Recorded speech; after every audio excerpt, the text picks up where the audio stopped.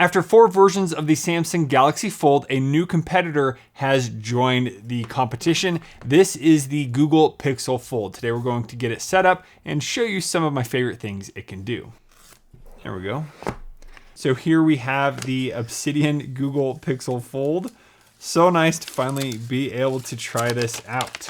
Okay, they have it inside the phone. Ooh. It's such a different form factor than the Samsung Fold. Now that is quite a difference having the widescreen instead of the tall screen. This is actually a form factor that I was hoping Samsung would adopt, but after they only increased the width of the screen by a few millimeters in the 4th generation of the Z Fold, I decided let's go ahead and try out the Google Pixel. I think I'm gonna really like this size, and then when you open it up, you have the full widescreen there, which that's one of the main things I'm using the Fold for is the widescreen. So I always have to open it and turn it this way. And there you can see the phones are very similar in size, even though this looks quite a bit smaller. And that's because it's not so tall. I'm really going to enjoy this wider form factor. So there we have the cameras on the back, power button, and volume buttons right down here. So let's go ahead, power it on. I like how this sits flat. There's no rocking back and forth, and that's because it has the flat camera bar there on the back. So here we have our device home screen. When we open that up, that is a smooth hinge. No sound or anything. My Fold 4 has a click. So it's showing the same thing on the home screen that I have. Now on Samsung, it defaulted to have 2 completely different screens. So you'd organize one and then you'd have to open it up and organize the other. Now I really like how this is copying the information from the outside screen to the inside screen. So there, if I make a change, I close this, it locks it when you close it, I unlock it, and there you can see it made that same change. Now, one problem that this has had, as Mark has showed on his video, is that if you want to put a widget, you can't put it in the middle of the screen because it can only default to one side. If I try and expand this, it won't allow me. Is that a huge problem? I don't know. We'll have to see, but I don't think it's going to be. I don't really use too many ginormous widgets. I'll want maybe one side being a widget and the other side being apps and other things like that. All right, so here under productivity, we have do more with Taskbar. So we can swipe up from the bottom to view the taskbar, where you can launch and switch between apps or drag and drop apps to enter split screen mode. So here you swipe up. Let's say I want to drag YouTube over on the side here. It will then add YouTube. Now, one cool trick I saw is to tap the little bar here in the middle 2 times and it will swap places. So tap, tap, then it can change the places. I can also tap and drag so I can make one of these bigger and one smaller. Then let's see what happens if I pinch anything. Nope, so nothing changes there. Now the other way to use split screen is to swipe up and go into the recent apps, and here you can split the app, and then you can go ahead and choose another app that you want to add there. So here you can add the settings there. So there are the 2 apps, and then I can drag to swipe away. So that's a cool feature. Now, one thing that's really cool about the Pixel devices is the recent apps menu. If I want to go to split screen on any of these, I can just drag the app here and do that. I can tap the app there and I can split it to the left and then choose the other app I want on the right. And then here you can open up to 5 windows at a time and move tabs between windows. So let's go ahead and try that out. So we're gonna head to Google Chrome right here. So in Google Chrome, you just want to tap the settings here and you would want to set new window. So now we have 2 Chromes running at the same time. Let's try that again. Tap and add. Then if we tap again, we have manage windows. So here we can have up to 5, it said. So we can do new window. And let's do one more, manage windows, new window. And there we have 5 different windows running. So we can manage and we can choose a different window that we want to go to. And here we can move this to another window and choose the other window and go to that window. So lots of things, and I like how you have the full Chrome tabs up there at the top. If we long press, we don't have the option to minimize. That would be pretty cool. So pretty good experience with Chrome. I still would like to see a more full Chrome on a Android device, maybe one day. Let's talk about the cameras. So first we have the rear camera. You can see that is on. Then we have the selfie camera. Hey, hey, I look pretty good. What's up? Or we can go blue steel. And then if I want to use another camera, let's go ahead and open this up. And there it jumped right to the camera. And there is another camera here.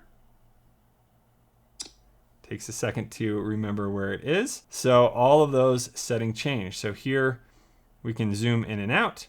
On the modes, we have panorama, photosphere, lens, and then down here we have video camera, portrait, long exposure, and night sight, which I believe are all the same that are in the main camera. So there we have night sight, long exposure, portrait, video, as well as the other modes. So it's great to have all of the camera functions on every camera that we have on the phone. And right here on the camera, you do have this little tiny fold icon. So if I tap that, it then allows me to unfold the phone and use the high resolution camera on the back and see myself on this screen. So I'm going to open the fold, and there it doesn't show anything on that side, but on this side here I have the full camera. And so with this I can directly look and see how I look on the bigger camera here. I can then quickly tap a photo.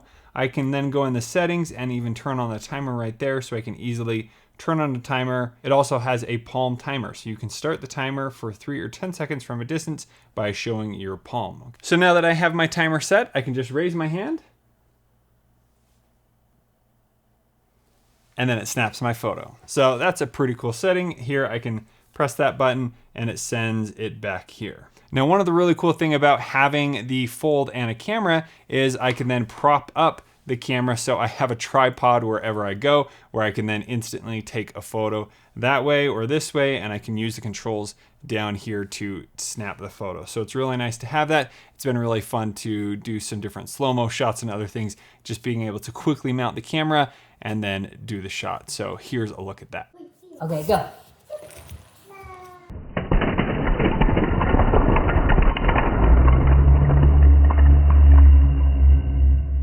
Like other foldables, one thing you will run into is the way apps are formatted. Now, the great thing about Android is it can automatically adjust the size of apps to fit the screen, but sometimes they work a little different.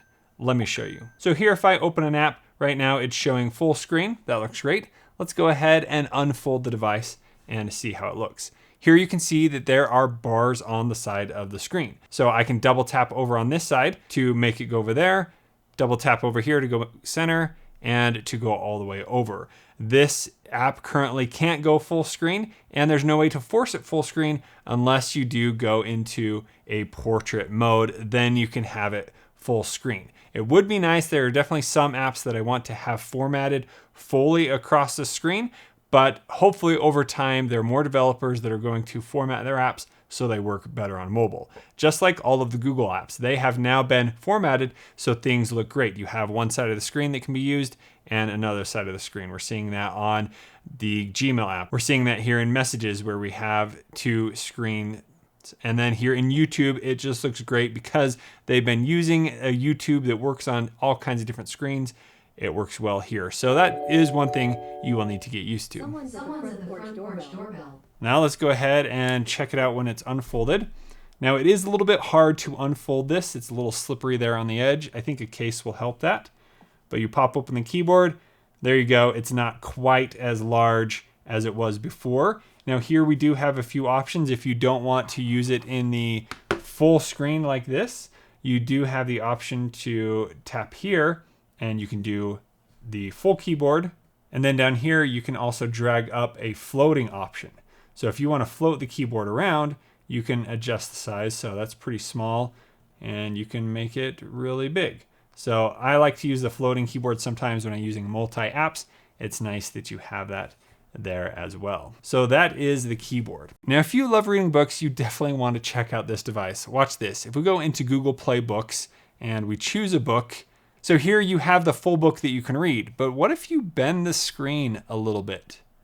Right there, then it enables this book mode, which is so cool. So huge shout out to Max on Twitter. You know who he is, but he showed this and I thought that is such a brilliant thing to be able to do, is have it so it's more like a book. I'm able to read this a lot easier than having the full screen. I also do want them to enable it so it's always available in fully open mode, but it's so cool that when you slightly bend the phone a little, it turns that on. And then if I want to go to the next page, it's just like a book. Like, check out that animation. That is so cool. So after using the Pixel Fold for just a little bit, I'm really happy with this device so far. It is completely different than the other Fold, you know, having the totally different aspect ratio. It's going to take a bit of getting used to. So there you can see one is aggressively tall and the other one is aggressively wide with the Pixel Fold. So which one am I gonna like better? I don't know yet. It has taken some time to get used to the taller screen on the Z Fold 4, but I do like how much information can get there. But I'm really liking this wider screen. I think this is such a cool size of phone. Even without the Fold, this front screen is pretty unique compared to what is available right now out on the market. And then when I want to unfold it, boom, you get the instant wide screen. There's no managing of flipping the phone and whatever. Here, let's go ahead and play a video. So there it's playing the video. We open up the Fold. There it goes into a bigger screen, and then we can go to full screen. So no managing the phone and flipping it around. Here, let's do the same experience. I'm gonna go into the YouTube app. So here you can see it's much taller, much less info. We have a tiny screen here on the front. And then when I open it, it goes to a bigger screen. And then if I want to go full screen, it goes like that. And then I have to rotate. So there's a lot of moving around with the Fold 4.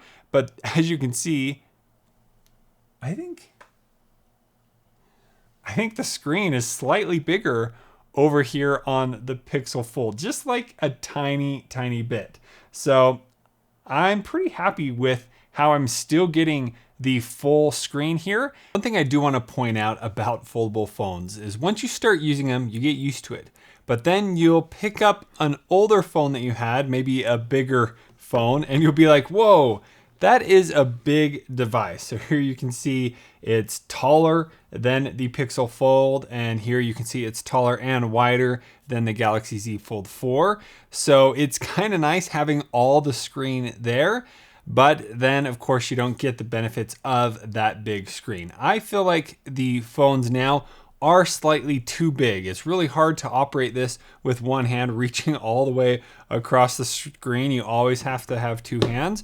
Where having a phone like the Pixel Fold, I will be able to reach it pretty easily compared to this massive phone. So that is something that you'll notice after you pick up a different phone when you've been using a foldable for a while. But then you got to think about all the benefits you get from having a fold like that bigger inner screen. So here with the Pixel 7 Pro, that's as big as the screen can get. And here with the Pixel Fold, you have a much bigger screen. I can pinch and zoom in a little bit. So there you have a really big tablet size screen over here. And the Pixel 7 Pro is slightly wider than the biggest point of this screen. But here you can see it's almost 1 3/4 wider. So that's cool. Let's try one more comparison. And here I do have an iPad mini. So you can see it is slightly taller this way, and then it's not quite as wide as the mini. But the great news is you can fold it into your pocket. So now you can see it's just about the width of the mini on the height there, and this, you know, a lot harder to carry in your pocket, but you're almost getting a similar size of device with the Pixel Fold. So it's really cool that you have all of that screen real estate with a more compact device. Now, one thing that I've noticed and wanted to check out was how open the Fold actually is able to get. So here, when we close it and then we open it up, then it opens and it locks into place. Now, you might notice that it is slightly off. If I just push it a little more, I feel like it lines it up perfectly, and there is no like extra bending of the device. So it's not enough where it would annoy me. The Z Fold 4 did start to not open all the way. I think I do have some sand in there, and it even creaks and clicks when I open and close the device. So, and here's close, here's open, and here's close. So a little softer close, which is nice. So I'm really excited about the Pixel Fold aspect ratios. I'm still getting that full screen that I like to have, but I'm also getting it in a different type of form factor, something that I've really wanted Samsung to do for a long time, but I don't think they're going to go that direction. So it's nice that I do get to try it out. So if you want to know more about the Pixel Fold, make sure you hit subscribe, because I'm going to be going more in depth on all the different things it can do, the Pixel specific features that I haven't been able to have on my personal device ever, since this is going to be the first device that I fully activate and use on a daily basis. And then I'm also going to be doing different case reviews as well as features, and I will also be using the Pixel Watch, so I'll be able to have full details on that. Now, is $1,800 worth it for a Pixel Fold? I don't know yet. We'll have to see. But one thing is, when I did purchase the phone, I'm going to be trading in a Fold 3. So I'm getting like a $900 discount there. And then right now they are also giving away a Pixel Watch, which is a $350 to $400 value. I think you can even get the LTE one for free. So with those discounts, it is bringing the cost of the Pixel Fold down. I think reasonably $1,200 would be great for a Pixel Fold device, long term, but keeping all the great cameras and everything. And I'm really impressed by the build quality. They might have to keep that price a little higher. So let me know what else you want to see on the Pixel Fold down in the comments below, and I'll leave a link to one down in the description if you want to check it out there. Thank you so much for watching. We'll see you on the next one.